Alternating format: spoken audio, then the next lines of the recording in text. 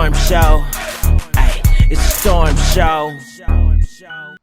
What is up, Storm Chasers? We got some good stories today, and so I'm not going to waste your time. I'm going to hop right on into it. First things first, we need to talk about Kevin Samuels in the new Future video. Now, I personally am not a Future fan, and I personally really didn't give a damn that Kevin Samuels was playing like a starring role and kind of like the skit of the beginning of the video. Like, I didn't care. This is not a surprise to me. I don't know if you guys understand this, but us on YouTube, we are the new celebrities, right? The social media stars, the social media influencers of the world, we are the new celebrities. And so at the end of the day, and a lot of us make more than the actual celebrities. So at the end of the day, it is not surprising to me that Kevin's influence has reached mainstream status. You're going to see him in more shit. You're going to see him in movies next, talk shows, all of that. Now, this is what's interesting, because I wondered why he was talking to Nicki Minaj in the first place. But don't be surprised if Nicki puts him in something, right? But it makes sense, you know, he was on Future set, got Nicki's number, bam, bam, bam. Like, it all makes sense at the end of the day, right? But this is what I wonder. As he moves into mainstream fame and mainstream success and starts bringing on more sponsors and starts hosting and co-hosting these TV shows, which will be coming next, what I wonder is, will his rhetoric change? How will he change once he's on TV? How will he change once millions of dollars are put behind him? Is he going to remain true to his shtick, or is it going to progress into something else? That's really what I want to know. Like, he, you know, because on his YouTube channel, he's harsh. You might call it harsh, but he's blunt, direct, in your face. Even though I still tell y'all a lot of these points is nothing new, but it's remixed for the new generation. And he took a lot of the old talking points we'll say YouTubers in the same sector, right? I'll just leave it like that. Remixed it, commercialized it, classed it up, and it's really a whole new world for him. So I'll just leave it at that. I am not surprised that he was actually in the video, and hell, congratulations. I don't know why a lot of people was hating or feeling some kind of way. Like, I mean, let the man get it back, but this ain't about that, right? This is what I want to talk about in the actual video. Let me pull the picture up there, right? Future in the video. Future is acting like he's in a therapy session with Kevin and Dr. Samuels, and he's like, you know, I can't stop splurging on these women. I'm spending $2-3 million a year. Why am I doing that? Well, let's just break it down. The reason why you see a lot of these entertainers, especially the black entertainers, right, spend so much money on women, put themselves into debt because of women, and pretty much end up going broke, supplying their woman habit, is because they remember a time when they didn't get that many women.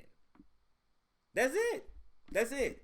You guys got to understand that everything that a man does is pretty much centered around getting y'all, pursuing y'all, the obtaining your sweet insides, pretty much, and your attention, love, and affection, and all that stuff too. But the main focus is your sweet insides. And so at the end of the day, when a man grew up not being used to obtaining the opposite sex easily, once he gets money, he's going to abuse it, and he's going to go overboard.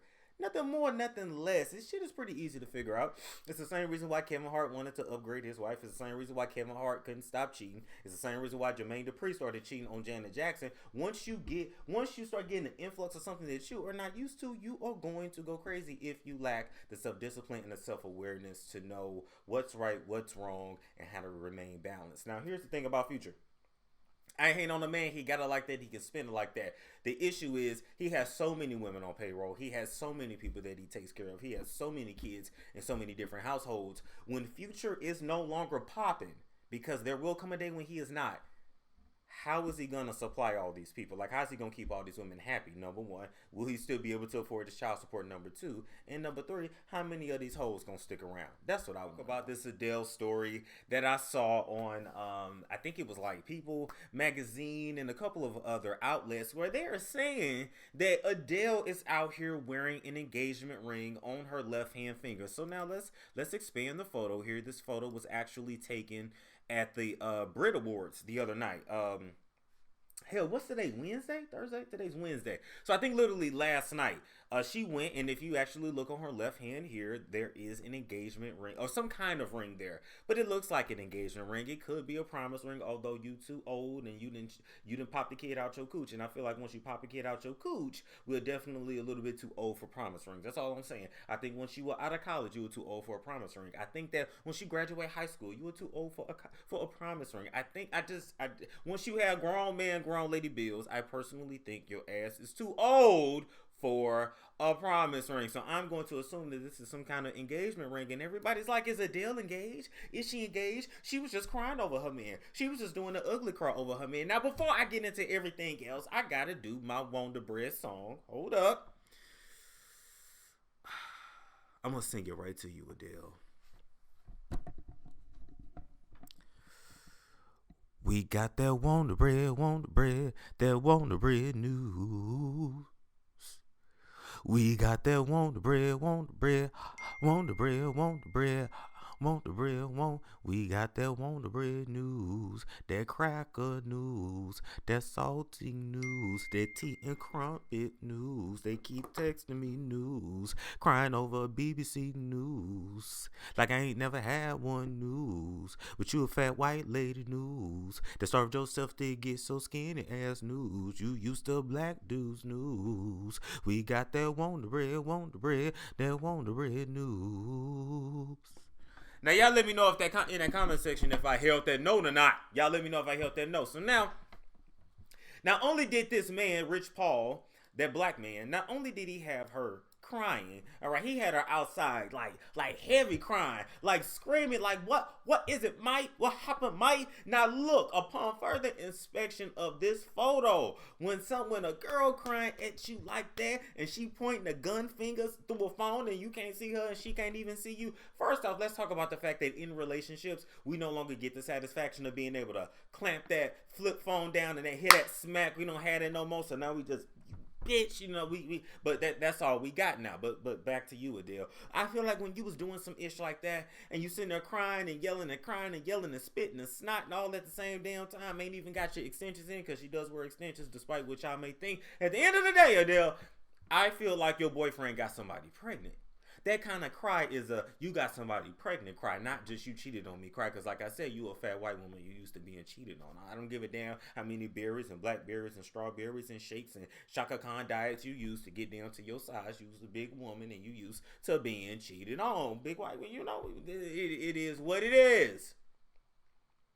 As a matter of fact, you love this Negro so much, you digmatized by this Negro so much that you left your residency just to run back to LA and be up under him, because you guys can't be without each other, because you can't do your job as if you didn't have a job before you met him. You done got lazy and your ass and fell off a deal, and you owe your fans an apology, point blank in a period. But back to this damn ring. Now, when I look at this ring, to me, I'm not believing that it's an engagement ring. I am simply not believing it, because if it was an engagement ring, I think she would have made a bigger deal out of it. But you know what I think this is? I think this is a I'm sorry ring. It's giving you, well, I ain't even gonna mention that, but it's giving me I'm sorry. It's giving baby don't leave. It's giving you know you my favorite. It's giving me you know you the main. It's giving baby, even though I might have a baby with her, you gonna always be number one, baby. It's giving me shut up ring. See, a lot of you ladies don't know what a shut-up ring is. A shut-up ring can come in many different instances, but it is what a man does to buy him more time, to waste your time, for him to figure out what he's going to do. Because, ladies, you got to understand, 9 times out of 10, a man already knows what he wants to do. He just wants to exhaust his options before he picks you. Because guess what? If he got to guess, he does not see you as his best option. Come on now, my voice is messing with me, irritating my mouth, but I know I'm preaching up here and telling the truth. So what Adele is displaying, what Wonder Bread, tea and crumpets is up here displaying, is nothing more than a shut-up ring. And the males of the Negro persuasion love to give you a shut-up ring and call it an engagement ring, and they don't do nothing but what, waste 2 or 3 more years of your years while he figures out if you are the best that he can do or not.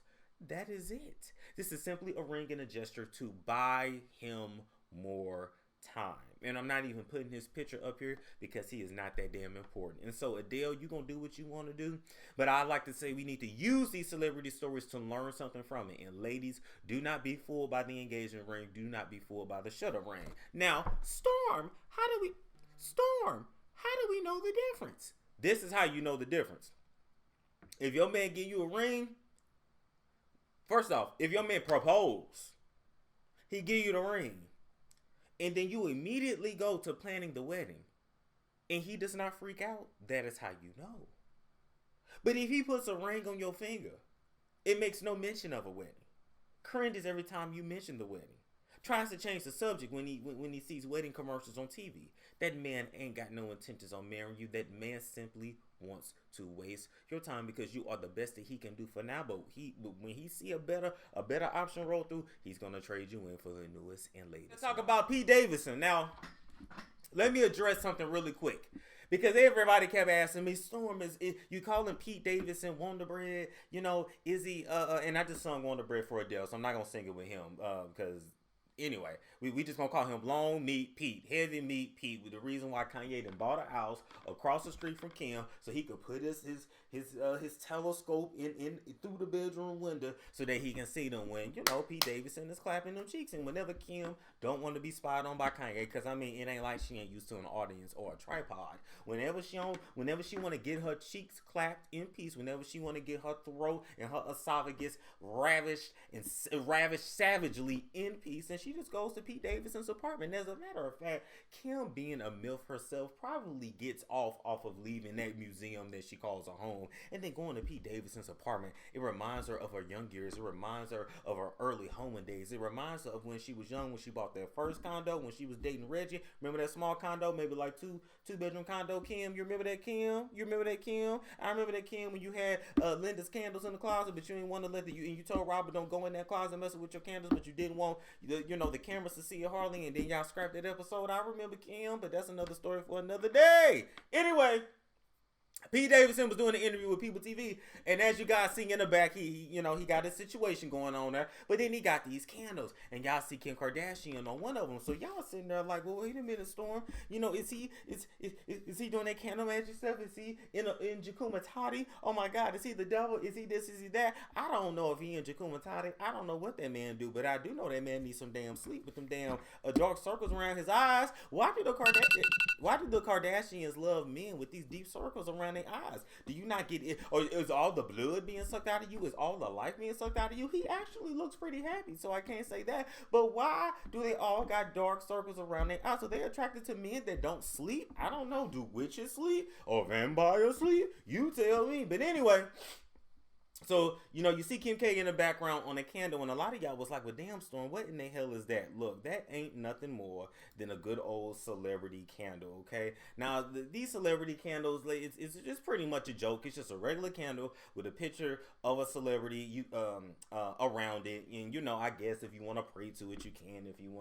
If you just want it for decoration, you can get it too, but it is a mockery of the Catholic saint candles, all right? It's half comedy, half mockery. It's something that I would personally stay away from. That's just me. It is, idolatry at the end of the day, because you are worshiping these people. You are looking at these celebrities as saints, even though we call celebrities, we call them stars, because as a society, we do view them as above us. Now, when you understand Freemasonic rhetoric, what you have to know is celebrities that are the ones that are in Freemasonry, at least, they believe that they are the modern day pharaohs of the world. They believe that they are gods on earth, and they can do whatever they want to do. And so this is comedy, this is that, but it is sort of kind of blasphemous as well.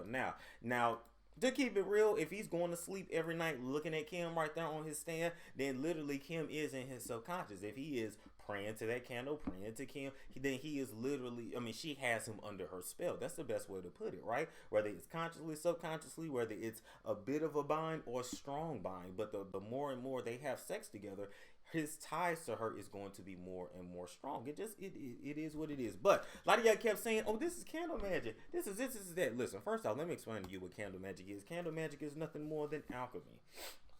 What is alchemy? Y'all see all them elements right there, right? Alchemy is a medieval form of chemistry where you use elements to transform something, to take elements and then transform it into something else, right? It is considered an occultic science. Chemistry is an occultic science. You're taking things, elements, and then you're transforming it into something else. Science is magic in itself. I don't think y'all really understand that, but you do. But it is what it is right now. When you move along further, I'm here to let you know that most of y'all grew up practicing candle magic. It's light candle magic, but pretty much you did. And guess what? This is a birthday cake, right?